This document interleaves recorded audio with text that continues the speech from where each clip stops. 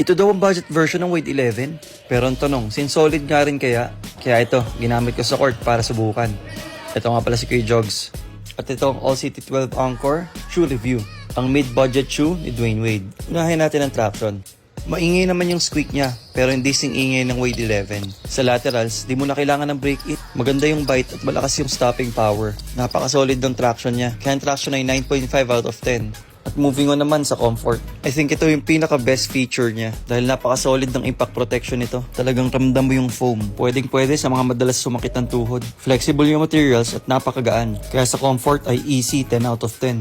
At syempre sa court feels, kahit na very loaded yung cushion niya, low to the ground pa rin siya. Talagang may enjoy mo pa rin sa takbuhan. Ito yung sapatos na feeling mo mabilis ka pag suot mo. And I think hindi lang pang guard to, pwede rin to sa bigs dahil sa impact protection niya. Kaya naman ang court feels, bibigyan ko ng 9 out of 10. Not the best, pero solid pa rin. Pagdating nga pala sa sizing, true to size siya. Follow mo lang usual size mo. At syempre, moving on sa aesthetics and price. SRP niya is around 7,000. And I think very good looking tong sapatos na to. Isa na sa pinakamagandang sapatos sa collection ko. Kung mga gusto nga pala mag-order, lalagay kayo yung link dyan sa Yellow Basket. At yan na nga ang Wade All City 12 Encore. Ang budget alternative ng Wade 11. For more shoe reviews like this one, please follow me for more. This is Kuya Jogs. Peace.